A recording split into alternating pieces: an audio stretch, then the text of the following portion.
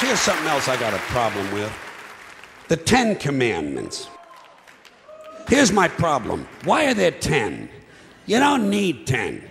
I think the list of commandments was deliberately and artificially inflated to get it up to 10. It's a padded list. Here's what they did. About 5,000 years ago, a bunch of religious and political hustlers got together to try to figure out how to control people, how to keep them in line. They knew people were basically stupid and would believe anything they were told, so they announced that God had given them some commandments. Up on a mountain, when no one was around, God had given them the 10 Commandments. But let me ask you this. When they were sitting around making this shit up, why did they pick 10? Why 10? Why not 9 or 11?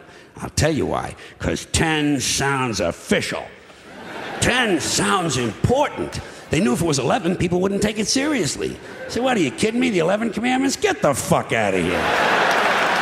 But 10 sounds important. 10 is the basis for the decimal system. It's a decade. It's a psychologically satisfying number. The top 10, the 10 most wanted, the 10 best dressed. So having 10 commandments was really a marketing decision. And to me, it's clearly a bullshit list. It's a political document artificially inflated to sell better. I'm going to show you how you could reduce the number of commandments and come up with a list that's a little more workable and logical.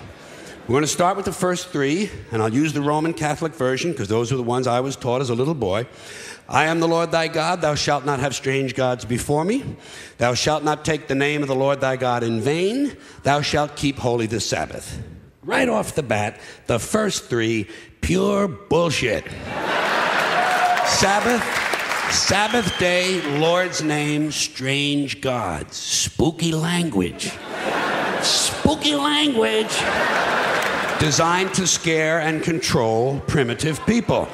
In no way does superstitious nonsense like this apply to the lives of intelligent, civilized humans in the 21st century. You throw out the first 3 commandments, you're down to 7. Next, honor thy father and mother. Obedience, respect for authority. Just another name for controlling people. The truth is, obedience and respect should not be automatic. They should be earned. They should be based on the parent's performance. Parent's performance. All right?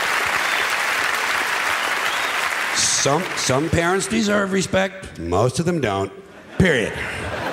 You're down to 6. Now, in the interest of logic, something religion is very uncomfortable with, we're going to jump around the list a little bit. Thou shalt not steal. Thou shalt not bear false witness. Stealing and lying. Well, actually, these 2 both prohibit the same kind of behavior. Dishonesty, stealing, and lying. So you don't need 2 of them. Instead, you combine them and you call it thou shalt not be dishonest. And suddenly, you're down to 5. And as long as we're combining, I have 2 others that belong together. Thou shalt not commit adultery.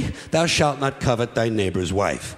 Once again, these 2 prohibit the same kind of behavior, in this case, marital infidelity. The difference is coveting takes place in the mind, and I don't think you should outlaw fantasizing about someone else's wife. Otherwise, what's a guy going to think about when he's waxing his carrot? But marital fidelity is a good idea, so we're going to keep the idea and call this one, thou shalt not be unfaithful. And suddenly, we're down to 4.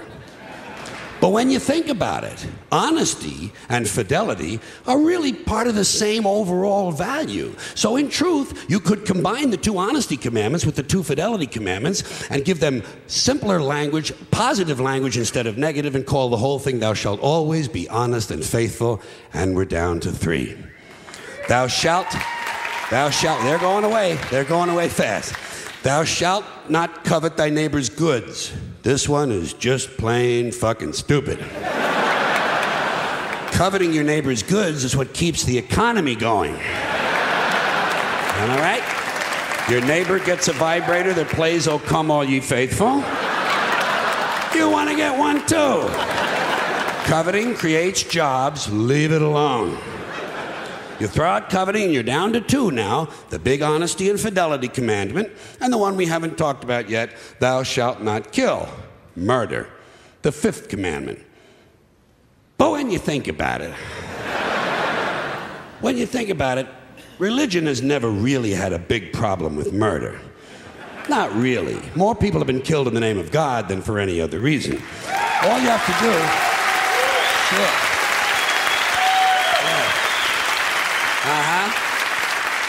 All you have to do is look at Northern Ireland, the Middle East, Kashmir, the Inquisition, the Crusades, and the World Trade Center to see how seriously the religious folks take thou shalt not kill. The more devout they are, the more they see murder as being negotiable.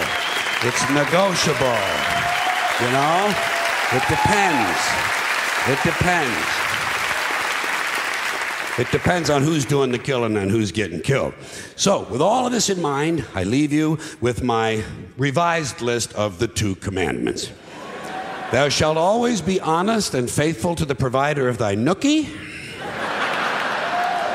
And thou shalt try real hard not to kill anyone, unless, of course, they pray to a different invisible man from the one you pray to. 2 is all you need. Moses could have carried him down the hill in his fucking pocket.